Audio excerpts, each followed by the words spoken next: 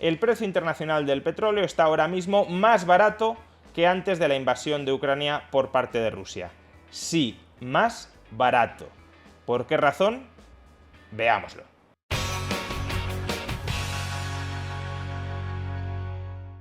Con la inflación disparada en todo Occidente, y siendo esa inflación supuestamente culpa de los muy altos precios del petróleo, todo parecería indicar que si ahora mismo la inflación está disparada y si la inflación es culpa de los altos precios del petróleo, el petróleo debería estar a unos precios altísimos, debería estar carísimo.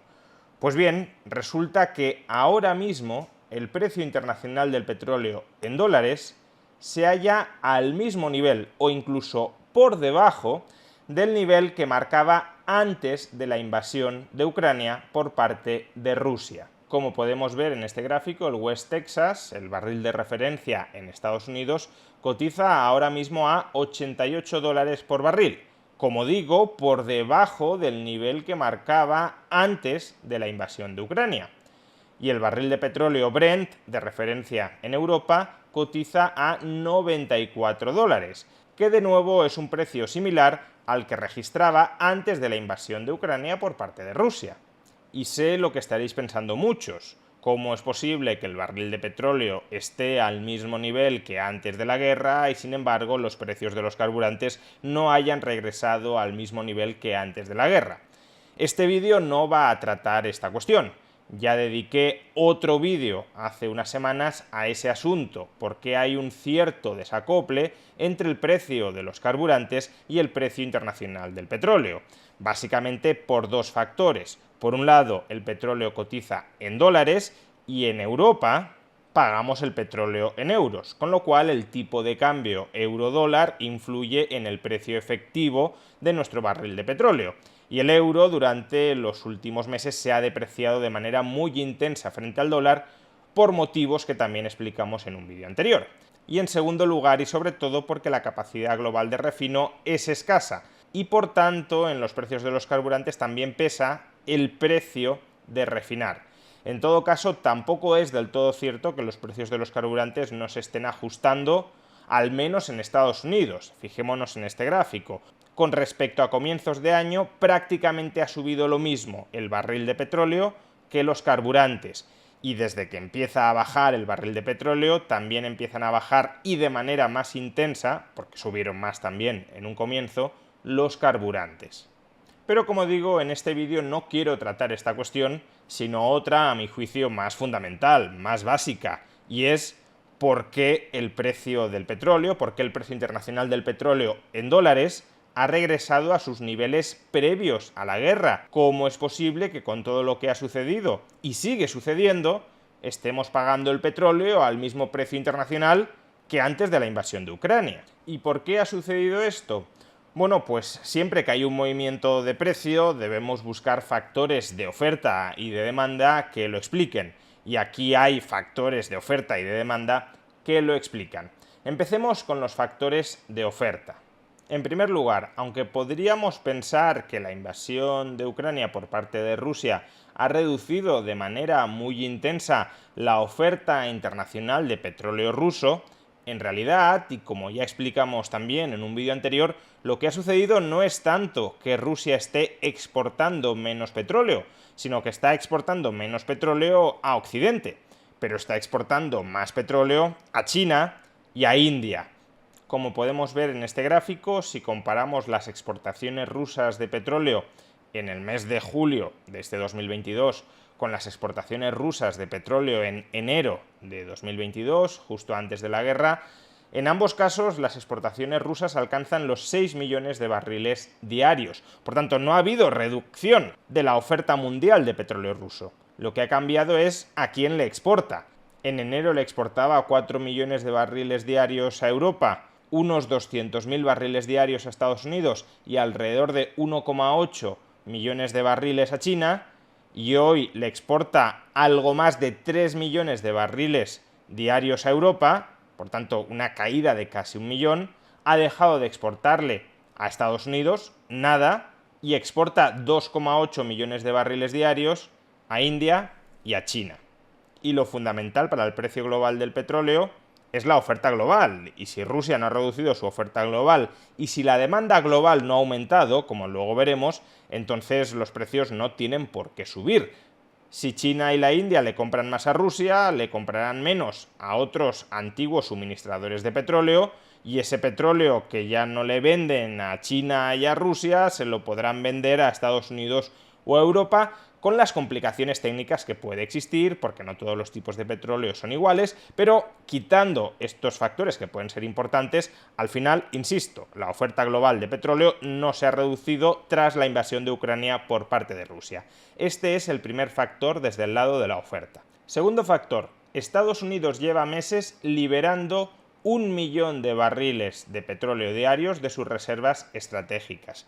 Como podemos observar en este gráfico, las reservas estratégicas de Estados Unidos se están reduciendo de manera bastante acelerada este año. No es algo normal. Si lo comparamos con años anteriores, las reservas están mucho más bajas que en cualquier momento de la última década. Y tercer factor desde el lado de la oferta que está contribuyendo a moderar los precios es Libia. Libia en los últimos días ha vuelto a exportar 1,2 millones de barriles diarios de petróleo. Durante semanas este país no ha podido mantener su capacidad habitual de suministro de petróleo, debido a que el país es un caos y está paralizado, y también su industria petrolera está paralizada por protestas, por bloqueos, pero ya digo, en esta última semana ha conseguido restablecer su suministro regular de petróleo y eso ha impulsado a la baja los precios.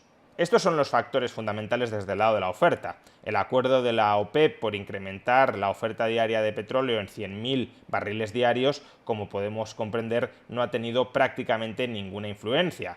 La liberación de reservas estratégicas de Estados Unidos es de 1 millón de barriles de petróleo diarios y el restablecimiento del suministro libio es de 1,2 millones de barriles de petróleo diarios. Por tanto, 100.000 no afectan demasiado al precio desde el lado de la oferta.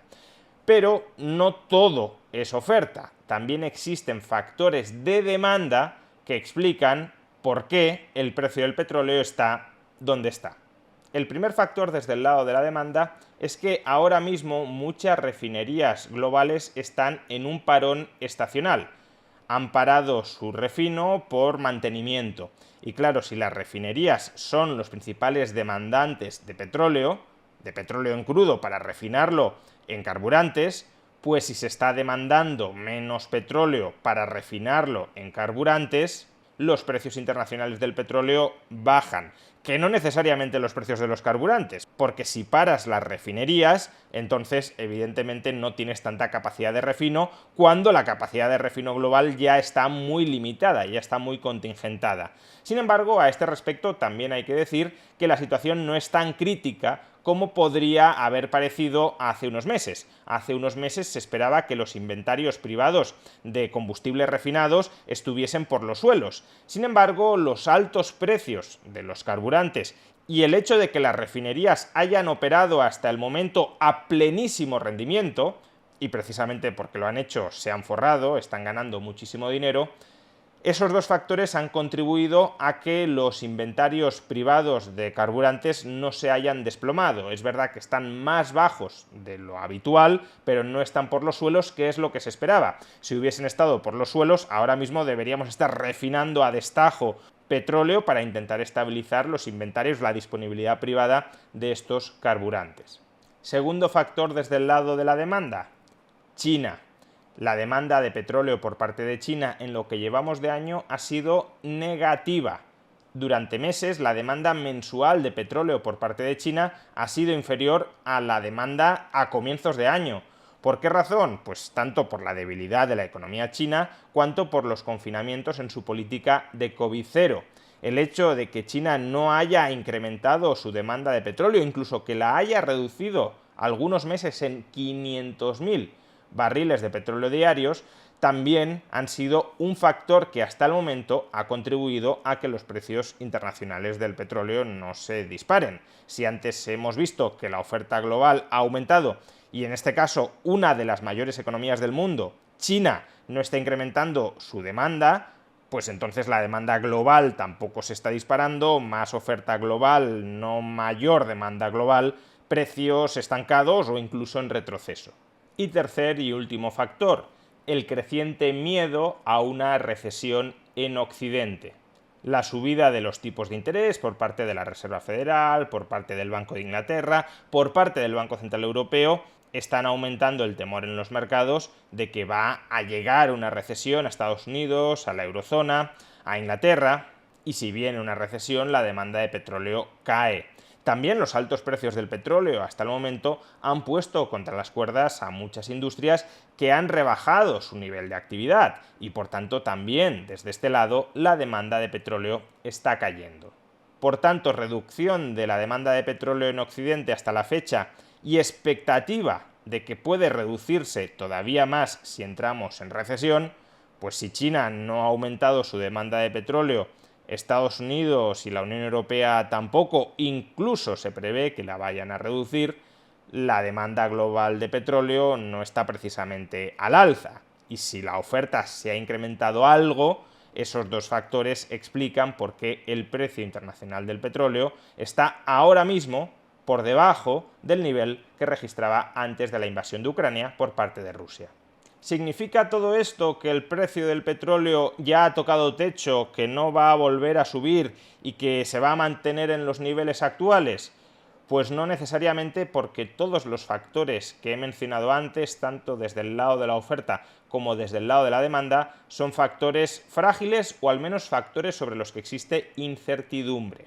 En primer lugar, a finales de este año entran en vigor las sanciones de la Unión Europea contra la exportación de petróleo ruso. Y si Rusia no consigue recolocar todo ese petróleo, estamos hablando de 3 millones de barriles diarios de petróleo, a otros demandantes, pues entonces sí puede haber una reducción de la oferta global de petróleo. Segundo, en octubre, Estados Unidos, si no lo renueva, deja de liberar petróleo de sus reservas estratégicas y eso reducirá en 1 millón de barriles diarios de petróleo la oferta global. Y tercero, el incremento de la oferta de petróleo desde Libia es un incremento que no sabemos cuánto va a durar, porque el país está muy lejos de haberse estabilizado y de la misma manera que hace unas semanas no era capaz de suministrar 1,2 millones de barriles de petróleo diarios, quizá en unos meses o en unas semanas vuelve a dejar de ser capaz de hacerlo. Y por el lado de la demanda, 3/4 de lo mismo. A mediados de septiembre acabará el parón estacional por mantenimiento de las refinerías, con lo cual la demanda de petróleo por parte de esta industria para refinarlo en carburantes volverá a aumentar. En segundo lugar, la economía china en principio no debería someterse a nuevos confinamientos, con lo cual la demanda de petróleo previsiblemente aumentará desde el lado de China. Veremos cuánto, porque su economía no está pasando precisamente por un buen momento. Y en tercer lugar, si Estados Unidos o la eurozona o los dos no entraran en recesión, pues entonces el pronóstico que ahora mismo prevalece en los mercados de que su demanda de petróleo va a caer, quizá no se cumpla. ¿Van a entrar la Unión Europea y Estados Unidos en recesión? Pues hay indicadores que apuntan en esa dirección, pero por ejemplo ayer conocimos un dato de creación de empleo en Estados Unidos extraordinariamente bueno, y ese dato no rema en la dirección de que Estados Unidos vaya a entrar ahora mismo en recesión, en contracción económica general. Por tanto, y en definitiva, mucha incertidumbre en el mercado internacional del petróleo. Y precisamente cuando hay incertidumbre en los mercados, tenemos mucha volatilidad, que es lo que hemos visto durante los últimos meses. El precio del petróleo se ha disparado por encima de $130 el barril, ahora mismo está por debajo de 95 en el caso del barril de petróleo europeo o de 90 en el caso del barril de petróleo estadounidense, y quizá en unas semanas, en unos meses lo volvamos a tener a 110, a 120, porque todo depende de cómo evolucionen estos diversos factores desde el lado de la oferta y desde el lado de la demanda, y nadie tiene, tampoco los mercados, una bola de cristal para conocer en qué dirección van a evolucionar. Si hace unas semanas, hace unos meses, al inicio de la guerra en Ucrania, nos hubiesen dicho que a día de hoy, ahora mismo, el precio del petróleo estaría más barato que antes de la invasión, muy probablemente no nos lo habríamos creído, a menos que hubiese una recesión global que de momento no está aquí. Se espera que pueda estar aquí, pero de momento no está aquí. Y sin embargo, en esa situación estamos. Por tanto, sería tremendamente aventurado hacer un pronóstico de qué puede hacer el precio internacional del petróleo durante los próximos meses. Ahora bien, una cosa sí está más o menos clara.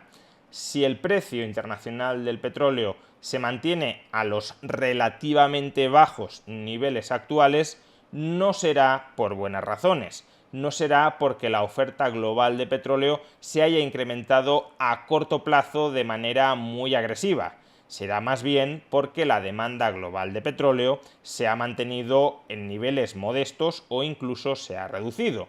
Y si la demanda global de petróleo se reduce a corto plazo, eso solo tiene una causa y no es una causa positiva. Y esa causa se llama recesión.